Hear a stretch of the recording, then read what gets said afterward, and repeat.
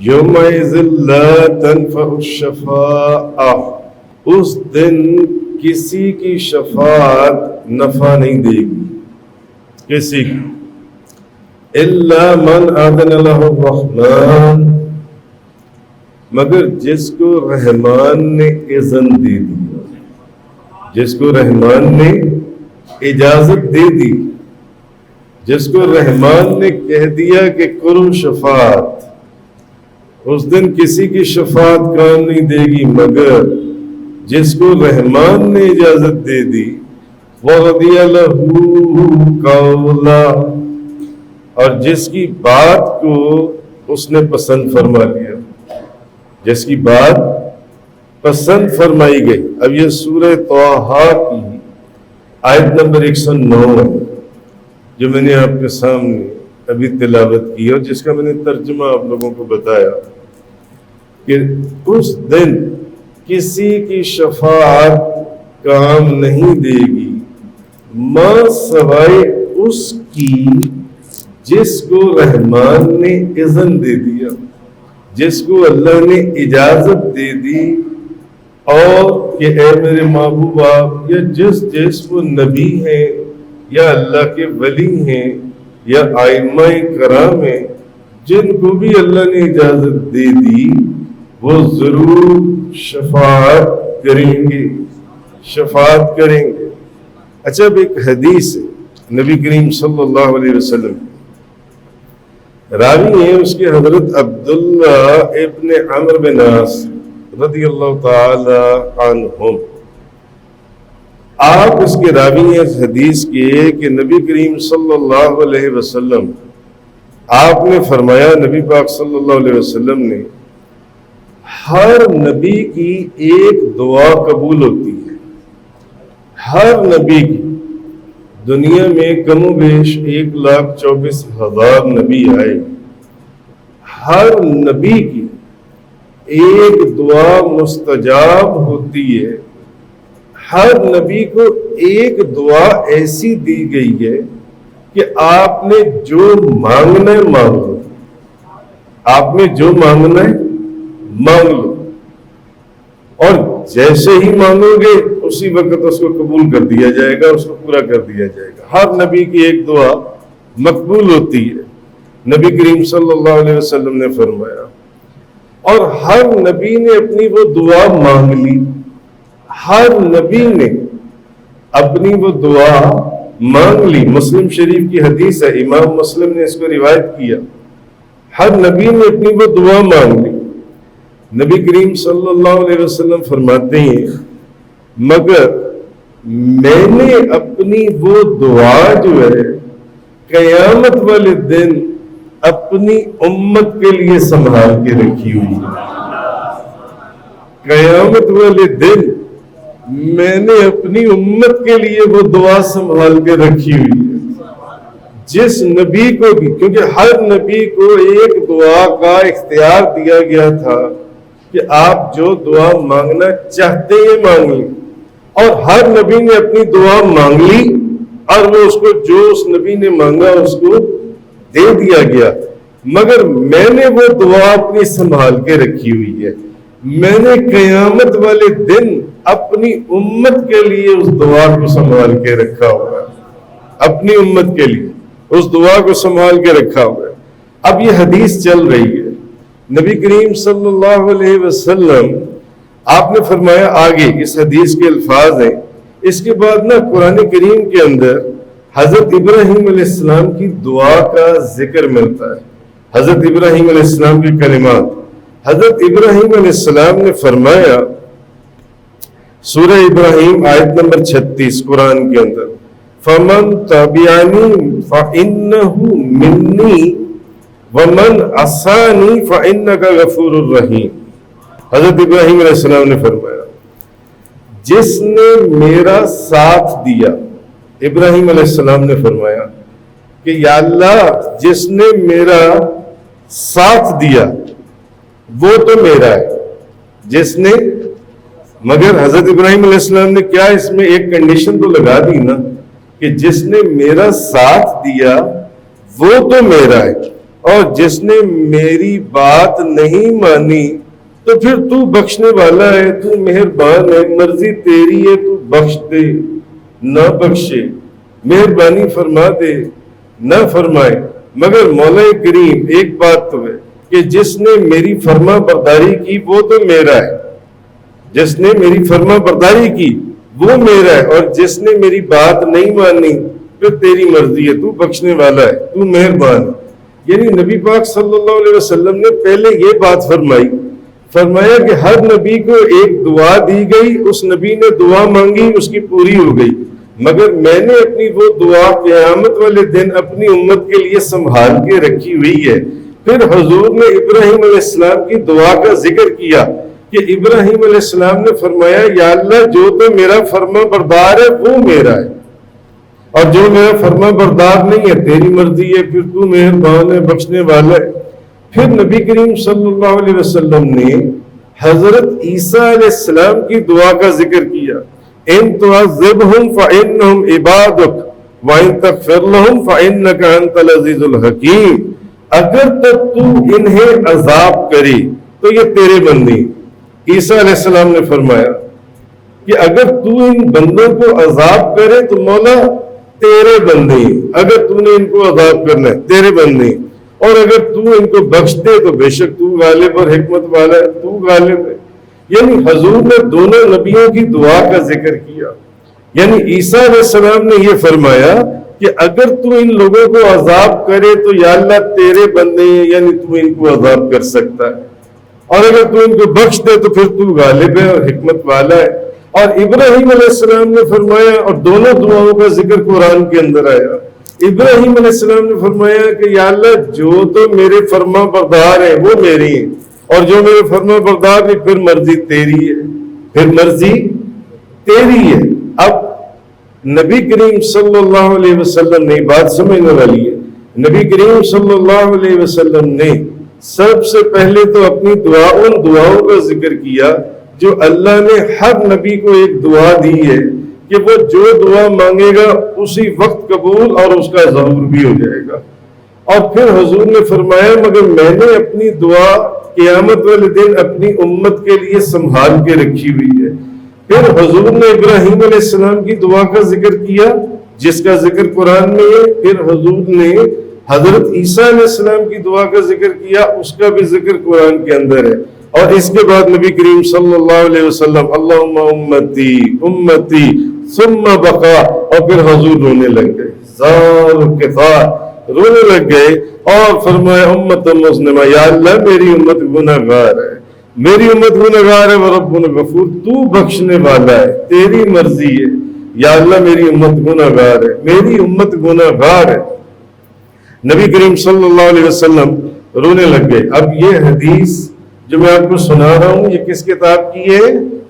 مسلم شریف، امام مسلم نے اس حدیث کو روایت کیا، ابھی حدیث چل رہی ہے۔ اب حضور رونے لگ گئے، حضور کے اوپر گریہ طاری ہو گیا۔ اللہ نے جبریل علیہ السلام کو فرمایا جبریل ذرا میرے محبوب کے پاس جاؤ اور میرے محبوب سے پوچھو کہ اس رونے کی وجہ کیا ہے، حالانکہ اللہ سب جانتا ہے، یہ ہماری تعلیم کے لیے یہ سلسلے بننے تھے، یہ سلسلے فرمایا جبریل ذرا میرے محبوب سے پوچھو کہ رونے کی وجہ کیا ہے، یہ گریہ طاری کیوں ہے، حالانکہ اللہ تو علیم و خبیر ہے، سب کچھ جانتا ہے۔ اب جبریل علیہ السلام حاضر خدمت ہوئے اور جبریل علیہ السلام نے پوچھا تو نبی کریم صلی اللہ علیہ وسلم نے فرمایا جبریل میرے یہ جو سوال ہے کہ میں کیوں رو رہا ہوں تو میں اپنی امت کی بخشش کے لیے رو رہا ہوں، اپنی امت کی بخشش کے لیے کہ میری امت بخشی جاتی ہے، کیا معاملہ ہوگا کیا؟ تو جبریل علیہ السلام نے اللہ رب العزت کی بارگاہ میں عرض کیا کہ مولا کریم معاملہ یہ ہے کہ تیرے محبوب جو رو رہے ہیں تو نے مجھے اپنے محبوب کے پاس بھیجا کہ پوچھو کہ گریے کا معاملہ کیا، رو کیوں رہے ہیں؟ تو وہ کہہ رہی ہے کہ میں اپنی امت کی بخشش کے لیے جان سے میں پریشان ہوں، میں رو رہا ہوں۔ اب سب سے پہلے اللہ نے وحی جلی کے اندر فرمایا، سب سے پہلے وحی جلی کے اندر اللہ نے فرمایا وَلَسَوْفَ يُعْطِيكَ رَبُّكَ فَتَرْضَىٰ، محبوب میرے ماں سورۃ الضحیٰ کے اندر، سورۃ الضحیٰ کے اندر آیت نمبر 5 اللہ نے فرمایا میرے محبوب کو یہ پیغام دے دو، ان قریب ہم آپ کو اتنا دیں گے کہ آپ کو راضی کر لیں گے، ان قریب ہم آپ کو اتنا دیں گے کہ ہم آپ کو راضی کر لیں گے۔ وَلَسَوْفَ يُعْطِيكَ رَبُّكَ فَتَرْضَىٰ۔ اب جب یہ آیت نازل ہوئی نا اور جبریل علیہ السلام نے نبی کریم صلی اللہ علیہ وسلم کو فرمایا کہ اللہ فرما رہا ہے کہ ان قریب ہم آپ کو اتنا دیں گے کہ ہم آپ کو راضی کر لیں گے، تو نبی کریم صلی اللہ علیہ وسلم فرمانے لگے جبریل اب قرآن یعنی اب قرآن کی آیت نازل ہو گئی ہے کہ اللہ نے فرما دیا ہے وَلَسَوْفَ يُعْطِيكَ رَبُّكَ فَتَرْضَىٰ، محبوب ہم آپ کو ان قریب اتنا دینے والی ہیں کہ آپ کو ہم نے راضی کر لینا ہے۔ جبریل میرے اللہ کو میرا یہ پیغام دے دینا، پھر میرا ایک امتی بھی جب تک جہنم میں ہے میں راضی نہیں ہوں گا، میرا ایک امتی بھی اگر جہنم میں گیا تو میں راضی نہیں ہوں گا۔ یہ صحائح ستہ کی سب سے بڑی 2 کتابوں کی حدیث امام مسلم نے اس کو روایت کیا۔ فرمایا جبریل اللہ کو میرا یہ پیغام کیوں؟ اب اللہ تو کہہ چکا ہے قرآن کے اندر وَلَسَوْفَ يُعْطِيكَ رَبُّكَ فَتَرْضَىٰ، جب یہ آیت نازل ہوئی کہ محبوب آپ کیوں رو رہے ہیں، ہم ان قریب آپ کو اتنا دیں گے کہ آپ کو راضی کر لیں گے۔ آپ نے فرمایا پھر اللہ کو میرا پیغام دے دینا کہ پھر میں نے اس وقت تک راضی نہیں ہونا اگر میرا ایک امتی بھی جہنم میں گیا۔ اور پھر نبی کریم صلی اللہ علیہ وسلم، یہ تو تھی وحی جلی، اب وحی خفی سنے کہ اللہ تبارک و تعالی وہ وحی جو نبی کریم صلی اللہ علیہ وسلم کے دل اقدس کے اوپر نازل ہوتی تھی، کلہم یطلبون ردائی وانا اطلب رداک یا محمد۔ کیا فرمایا محبوب ساری کائنات اللہ کی رضا چاہتی ہے، مگر محبوب اللہ جو ہے وہ آپ کی رضا چاہتا ہے، اللہ آپ کی رضا چاہتا ہے۔ ہاں فرمایا ساری مخلوق، ساری کائنات اللہ کی رضا چاہتی ہے، مگر اللہ جو ہے وہ آپ کی رضا چاہتا ہے۔ نبی کریم صلی اللہ علیہ وسلم خوش ہو گئے جون سے۔ اچھا پھر اب یہ چیز جون سی ہے، اچھا ایک بات اعلیٰ حضرت امام احمد رضا خان صاحب رحمۃ اللہ علیہ انہوں نے نا ایک شعر فرمایا، بڑا مشہور شعر ہے، آپ نے سنا ہوگا، خدا کی رضا چاہتے ہیں 2 عالم، خدا کی رضا چاہتے ہیں 2 عالم، خدا چاہتا ہے رضائے محمد۔ اس آیت کا ترجمہ ہے وَلَسَوْفَ يُعْطِيكَ رَبُّكَ فَتَرْضَىٰ، سورۃ الضحیٰ کی آیت نمبر 5۔ اس آیت کا ترجمہ ہے یہ شعر، خدا کی رضا چاہتے ہیں 2 عالم، خدا چاہتا ہے رضائے محمد۔ ایک جلسہ ہو رہا تھا، اس جلسے کے اندر کسی بندے نے یہ شعر پڑھا، اس جلسے میں علامہ اقبال بھی بیٹھے ہوئے تھے۔ علامہ اقبال نے جب یہ شعر سنا کہ خدا کی رضا چاہتے ہیں 2 عالم، خدا چاہتا ہے رضائے محمد، علامہ اقبال کی آنکھوں سے بلا اختیار آنسو جاری ہو گئے، زارو کتاب ہونے لگے، اور فی البدی انہوں نے 2 اشعار اس شعر کے جواب میں کہے، مگر یہ جو 2 شعر ہیں یہ علامہ اقبال نے کہے، تماشا تو دیکھو کہ دوزخ کی آتش،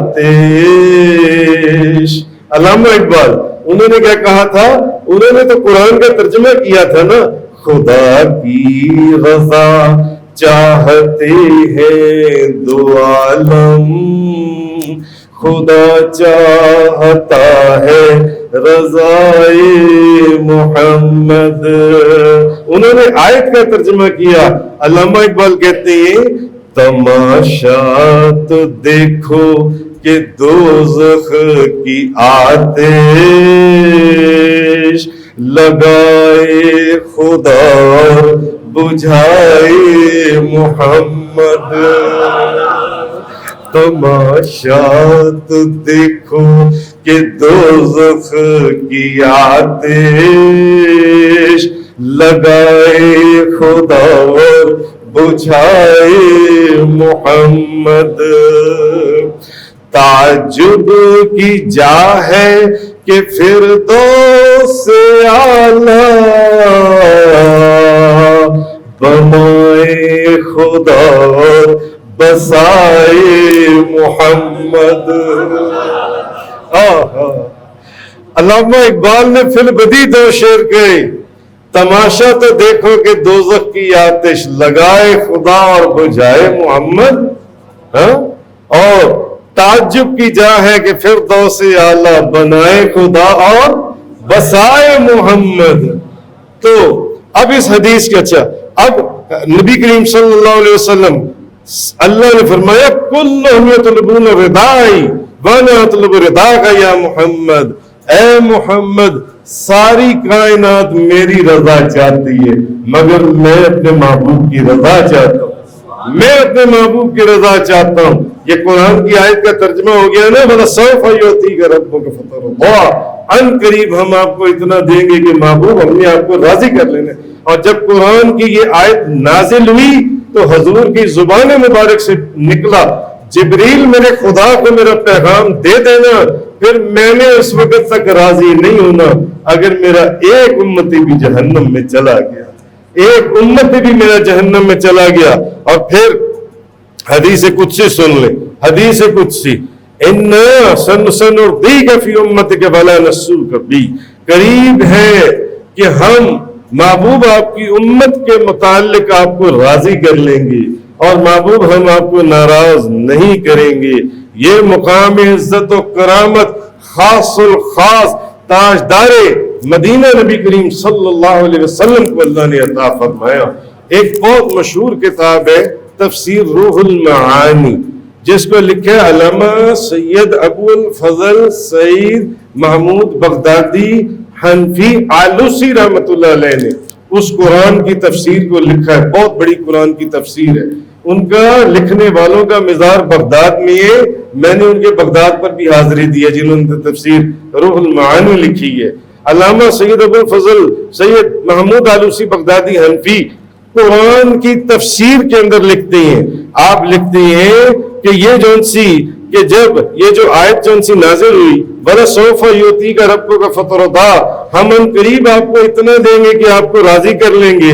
تو اب آپ فرماتے ہیں کہ اللہ تبارک و تعالی نبی کریم صلی اللہ علیہ وسلم کہ اقوال ینادی ربی یا ردیت یا محمد. آپ لکھتے ہیں فَأَقُولُ نَعَمْ یا رب ردیت. اللہ وہی کرے گا قیامت والے دن آیت کی روح سے ثابت ہوتا ہے جس پر اس کا محبوب راضی ہوگا. جس پر اس کا محبوب راضی ہوگا. اور پھر اللہ پوچھے گا کہ محبوب بتاؤ کہ آپ راضی ہو گئے. کیا آپ راضی ہو گئے؟ آپ فرمائیں گے کہ ہاں میں راضی ہو گیا. تب اس بساط کو لپیٹ دیا جائے گا. تب اس بساط کو اور جنت کے دروازے کھولے جائیں گے اور جنت کے اندر اپنے بلندی والے اور برکتوں والے قدم نبی کریم صلی اللہ علیہ وسلم داخل فرمائیں گے. جب حضور راضی ہو جائیں گے اور حضور کی امت کو بخش دیا جائے گا. اس لیے ایک حدیث آپ نے سنی ہوگی نبی کریم صلی اللہ علیہ وسلم آپ نے فرمایا کہ جس میرے امتی کے دل میں رائی کے دانے کے برابر بھی ایمان ہوگا میں نے اس کو دوزخ سے نکال کر جنت میں داخل کر دیا. میں نے اس کو جنت میں داخل کر دینا جس کے دل میں رائی کے دانے کے برابر بھی ایمان ہوگا. مجھے آپ ایک بات بتائیں. قرآن جو لوگ قرآن پڑھنے والے لوگ ہیں بھائی کعبہ شریف بیت اللہ شریف قبلہ بننے کے اندر حضور کا محتاج ہے. کعبے کو قبلہ بنایا حضور کی مرضی نے. کعبے کو قبلہ بنایا حضور کی شوق نے. تو کیا حضور کی مرضی کے پر ہم گناہگاروں کو نہیں بخش دیا جائے گا؟ 100% इंशाअल्लाह हमें बख्श दिया जाएगा। आपने कुरान की सूरत अल-बकरा की आयत नंबर 144 आप पढ़े, कद नरा तकल्लुब वजहिका फिस समाए फलनुवल्लियन्नका क़िबलतन तर्दाहा। महबूब हम बार बार आपका चेहरा देख रहे हैं कि आप आसमान की तरफ उठा रहे हैं अपना चेहरा। अच्छा आप ये मुझे एक बात बताइए, ज़ोहर का वक़्त है, असर का वक़्त है, और नबी करीम सल्लल्लाहु अलैहि वसल्लम ज़ोहर या असर की नमाज मस्जिद क़िबलतैन के अंदर पढ़ा रहे हैं, बनु सलमा के अंदर। वो जिसको आज जो लोग उम्रा करने या हज करने जाते हैं, उस मस्जिद का नाम क्या है? मस्जिद क़िबलतैन। क्या मतलब है? दो किबलों वाली, हरमैन, दो हरम, दो हरम, नजीबैन, दो नजीब, तरफैन, दो तरफें, हरमैन, दो हरम, शरीफैन, दो शरीफ। इसी तरह क़िबलतैन, दो किबले। उस मस्जिद को क्यों दो किबलों वाली मस्जिद कहती हैं? पहले मुसलमान सहाबाए किराम नमाज पढ़ते थे बैतुल मुकद्दस की तरफ मुंह करके। पहले किबला हमारा कौन सा था? बैतुल मुकद्दस। नबी करीम सल्लल्लाहु अलैहि वसल्लम सहाबाए किराम के साथ बैतुल मुकद्दस की तरफ मुंह कर नमाज पढ़ते थे। सहाबा यहूदी ताना देते थे, यहूदी कहते थे कि और चीजों में तो हमारी मुखालफत करते हो, मगर किबला हमारा इस्तेमाल करते हो, यानी बैतुल्लाह शरीफ इस्तेमाल नहीं करते, बैतुल मुकद्दस इस्तेमाल करते हो। हालांकि बैतुल मुकद्दस कोई उनका अपना कि उनकी कोई अपनी विरासत, कोई जायदाद थी। भाई किबला तो अल्लाह ने बनाया, जिस चीज को मर्जी किबला बना दे। अल्लाह ताला नॉर्थ को किबला बना दे, साउथ को बना दे, ईस्ट वेस्ट, जिसको मर्जी अल्लाह किबला बना दे। अल्लाह ने बैतुल मुकद्दस को किबला चुना था, तो नबी करीम सल्लल्लाहु अलैहि वसल्लम सहाबाए किराम बैतुल मुकद्दस की तरफ मुंह करके नमाज पढ़ते थे। मगर यहूद जो है वो ताना देते थे सहाबाए किराम को कि भाई और चीजों में तो मिल्लत इब्राहिमी की पैरवी करते हो, मगर किबला हमारा इस्तेमाल कर, ये तो हमारा किबला, हजरत याकूब, हजरत दाऊद, हजरत सुलेमान, ये तो बनु इसराइल उधर का किबला, ये क्यों इस्तेमाल करते? तो नबी पाक सल्लल्लाहु अलैहि वसल्लम को तकलीफ होती थी, परेशानी होती थी। तो हुजूर एक दिन नमाज पढ़ रहे हैं, नमाज पढ़ने तो तीसरी रकत में है, तो नमाज के अंदर नमाजी को क्या हुक्म है कि जब वो कयाम में खड़ा हो तो उसकी नजरें कहाँ होनी चाहिए? नजर जिस जगह पर सजदा किया जाता है नजर वहां होनी चाहिए, ऐसे सर झुका होना चाहिए, सामने जहां सजदे माथा लगना है। हुक्म शरीयत का ये है कि नजरें वहां हो। मगर नबी करीम सल्लल्लाहु अलैहि वसल्लम ने बजाय निगाहें उधर ले, हम उधर अगर निगाहें न करें, इधर उधर ऊपर नीचे करें तो हमारी नमाज खराब हो जाएगी, फासिद हो जाएगी। नबी पाक सल्लल्लाहु अलैहि वसल्लम नमाज की हालत में सूरत अल-बकरा की आयत नंबर 144 खोल लें और देखें जाकर हुजूर ने क्या किया। हुजूर ने ऐसे करते करते करते करते करते करते ऐसे चेहरा कर लिया, नमाज की। हुजूर नमाज पढ़ा रहे हैं, सहाबाए किराम आपके पीछे नमाज पढ़ रहे हैं, और हुजूर ने नमाज की हालत में चेहरा ऐसे कर लिया, आसमान की तरफ देख रहे हैं। और दिल अक़दस के अंदर ये ख्याल है कि या अल्लाह, ये जो यहूदी है ये मेरे सहाबाए किराम को ताना देती है कि किबला हमारा इस्तेमाल करते हो और बाकी चीजों में तो या इलाहुल, यानी हुजूर देख रहे हैं। हुजूर के दिल में ख्याल आया कि क्या ऐसा नहीं हो सकता कि ये किबला तब्दील कर दिया जाए, किबला तब्दील कर। अभी हुजूर देख रहे हैं भाई, अब ये भी तो हो सकता था कि अल्लाह ताला फरमाता महबूब नमाज के अंदर सामने देखना वाजिब है, सामने देखो, सजदे वाली जगह पर देखो। अल्लाह ने क्या फरमाया? आयत नंबर 144, कद नरा तकल्लुब वजहिका फिस समाए। अल्लाह ने फरमाया महबूब मैं तो आपका प्यारा प्यारा चेहरा आसमान की तरफ उठाना देख रहा हूं, मैं तो आपके चेहरे को देख रहा हूं। हम देख रहे हैं बार बार तुम्हारा चेहरा जो आसमान की तरफ उठ रहा है, हम आपके चेहरे को देख रहे हैं। फलनुवल्लियन्नका क़िबलतन तर्दाहा, महबूब अन करीब हम आपके किबले को बदल देंगे, हम आपके किबले को बदल देंगे। तर्दाहा, जिसमें आपकी मर्जी है, जिस किबले में आपकी मर्जी है हम उस किबले को बदल देंगे, उस किबले के अंदर बदल देंगे जिस किबले के अंदर आपकी मर्जी है। अच्छा हुजूर अभी भी देखे जा रहे हैं, आसमान की तरफ, अगली वही नाजिल हुई, फरमाया किबला बदल क्या देंगे महबूब, हमने आपका किबला बदल दिया। अभी इन्हीं कदमों के अंदर इस नमाज से भी फारिग नहीं होना, इस रकत से भी फारिग नहीं होना, तीसरी रकत के अंदर आप मौजूद हैं, इससे पहले कि आप चौथी रकत में जाएं, आज के बाद कयामत तक के लिए किबले को तब्दील कर दिया गया।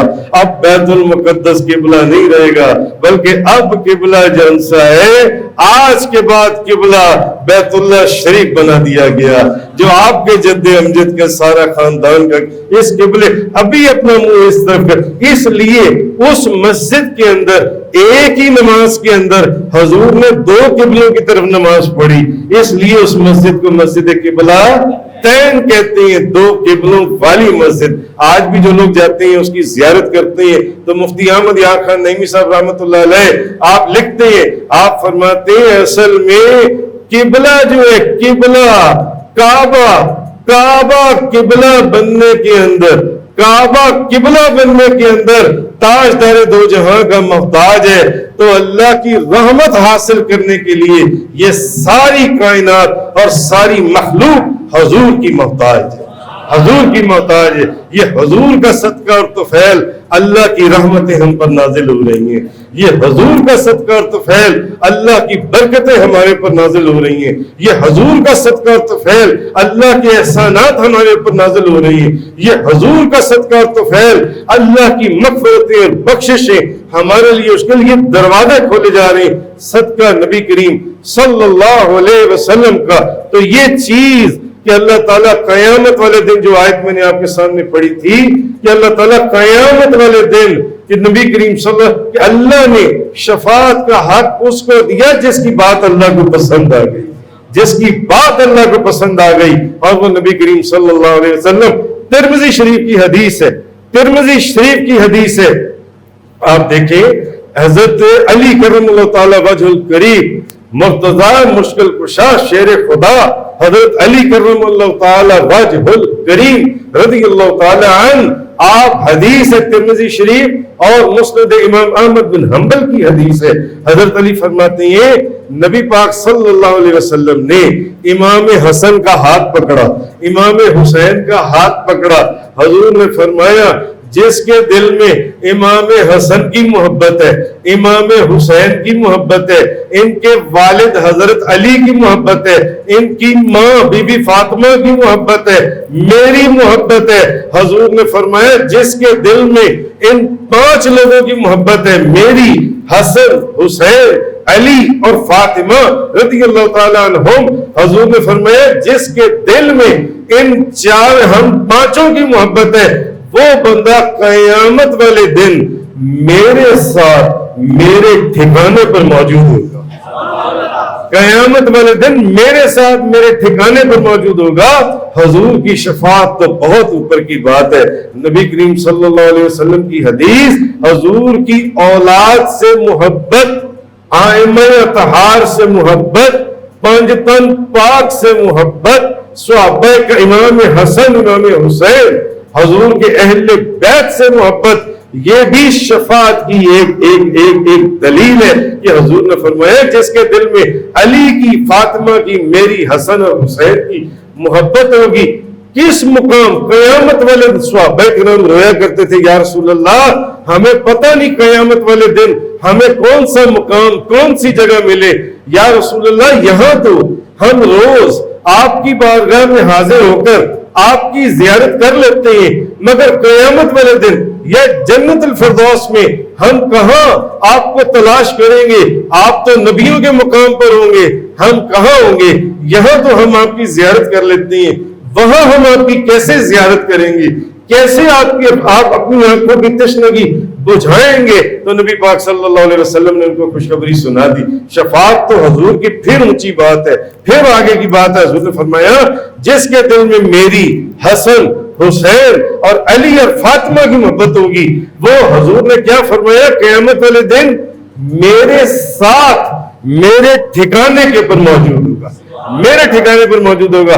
اور ایک اور حدیث حضرت سلمان فارسی رضی اللہ تعالیٰ عنہ مستدرک الحاکم، آپ فرماتے ہیں کہ حضرت سلمان فارسی نبی پاک کہتے ہیں میں نے نبی پاک صلی اللہ علیہ وسلم کو فرماتے ہوئے سنا، میں نے فرماتے ہوئے سنا نبی پاک صلی اللہ علیہ وسلم کو کہ حضور فرما رہے تھے کہ جس شخص نے میرے حسن اور میرے حسین سے محبت کی، یعنی حضور نے فرمایا جس نے میرے دونوں شہزادوں سے محبت کی، میرے حسن اور میرے حسین سے محبت کی، وہ ایسے ہی ہے جیسے کہ اس نے میرے سے محبت کی. اور حضور نے فرمایا جس نے میرے سے محبت کی اس سے اللہ نے محبت کی، اور جس سے اللہ نے محبت کی اس کو اللہ نے جنت کے اندر داخل کر دیا، اس کو اللہ نے جنت کے اندر داخل کر دیا. اسی لیے حضرت شیخ سعدی شرازی نے فرمایا الہی بحق کے بنی فاطمہ کے برقول ایمان کنی خاتمہ. یا اللہ بی بی فاطمہ کی اولاد کا صدقہ مجھے مرتے وقت کلمہ نصیب فرمانا. شیخ سعدی شرازی، یا اللہ بی بی فاطمہ کی اولاد کا صدقہ، امام حسن کا صدقہ، امام حسین کا صدقہ، امام زین العابدین کا صدقہ، امام محمد باقر کا صدقہ، امام جعفر صادق کا صدقہ، امام موسیٰ کاظم کا صدقہ، امام علی رضا کا صدقہ، امام ابو محمد تقی الجواد کا صدقہ، امام ابو الحسن نقی کا صدقہ، امام ابو الحسن عسکری کا صدقہ، اولاد فاطمہ کا صدقہ مرتے وقت یا اللہ مجھے کلمہ نصیب فرما دینا. الہی بحق کے بنی فاطمہ کے برقول ایمان کنی خاتمہ.